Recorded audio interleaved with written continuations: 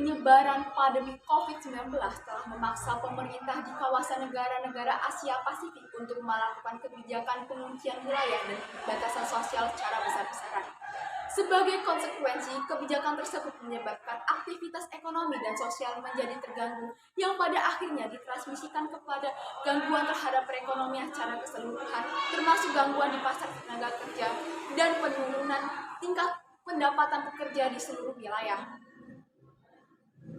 Gangguan terhadap aktivitas ekonomi karena kebijakan penguncian wilayah untuk menahan penyebaran virus telah menyebabkan banyaknya perusahaan menutup usaha dan mengalami kebangkrutan yang berdampak pada pengurangan jumlah pekerja maupun pemutusan hubungan kerja atau PHK secara besar-besaran pada sektor yang paling terdampak pandemi. Sepanjang tahun 2020, jumlah pekerja di negara-negara kawasan Asia dan Pasifik mengalami penurunan.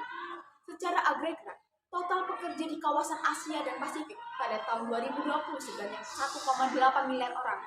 Jumlah tersebut mengalami penurunan sebesar 3,2% dibandingkan tahun 2019 atau mengalami penurunan jumlah pekerja sebanyak 61,8 pekerja.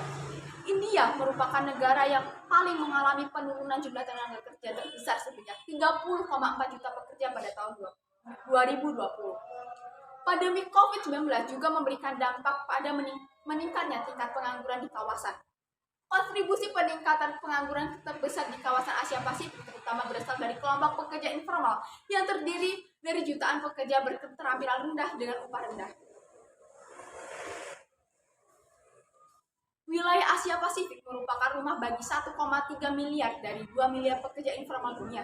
Sepanjang tahun 2020, tingkat pengangguran di kawasan meningkat sebesar 5,2%, naik menjadi 18% dibandingkan pada tahun 2019, dengan jumlah pengangguran mencapai 101 juta jiwa. Tingkat pengangguran terbesar terjadi di Amerika Serikat mencapai 8,3% pada tahun 2020. Kebijakan penguncian wilayah dan penutupan sektor usaha menjadi penyebab utama kenaikan tingkat pengangguran cukup tinggi di AS. Selain kebijakan pemberian tunjangan pengangguran oleh pemerintah AS. Kebijakan penguncian wilayah dan pembatasan sosial yang diikuti dengan ketentuan pengurangan jam operasional dan usaha menyebabkan terjadinya hilangnya jam kerja karyawan maupun jumlah pekerjaan.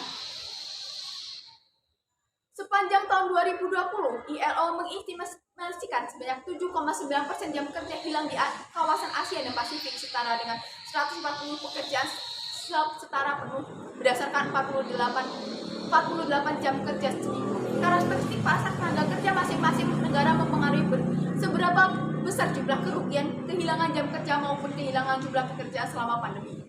Kerugian kehilangan jam kerja dan jumlah pekerjaan terbesar terjadi oleh India, terutama dikontribusikan oleh jenis pekerjaan lintas sektor dan pekerjaan dengan keterampilan khusus termasuk jasa, manufaktur, dan industri, serta pekerjaan kantoran. Hampir di seluruh kawasan negara Asia dan Pasifik dianalisis baik di sektor swasta maupun publik mengalami migrasi sistem kerja yang meluas dari kantor ke rumah untuk mengurangi potensi penyebaran virus. Untuk memastikan keselamatan pekerja, pemerintah negara-negara kawasan Asia dan Pasifik telah menyusun panduan bagi pelaksanaan kerja selama pandemi untuk melindungi pekerja, termasuk program dan kebijakan mengenai standar keselamatan dan kesehatan kerja, kompensasi dan tunjangan pekerja, jam kerja, serta permasalahan pekerjaan lainnya yang muncul karena situasi pandemi. Kerjasama dan penelibatan para pemangku kepentingan diperlukan agar langkah-langkah kebijakan yang dilakukan oleh pemerintah untuk melindungi pekerja dapat berjalan dengan optimal. Dialog sosial antara otoritas dengan para pemangku kepentingan memberikan peran yang cukup besar dalam menghasilkan solusi kebijakan di kawasan negara-negara kawasan Asia dan Pasifik.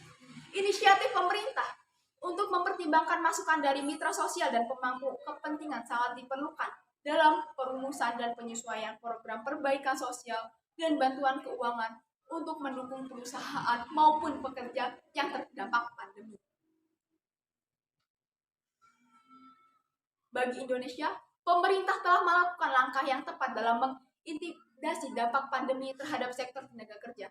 Upaya tersebut dilakukan untuk memberikan paket stimulus ekonomi untuk dunia usaha, insentif pajak penghasilan bagi pekerja, jaring pengaman sosial melalui program bantuan sosial bagi pekerja formal dan informal, program kartu prakerja, perluasan program industri padat karya, dan perlindungan bagi para pekerja migran Indonesia. Pemerintah juga melakukan reformasi di sektor ketenagaan kerjaan melalui UU Cipta Kerja dengan mempermudah masuknya investasi, tetapi juga memberikan kepastian perlindungan dan peningkatan kesejahteraan bagi seluruh para pekerja.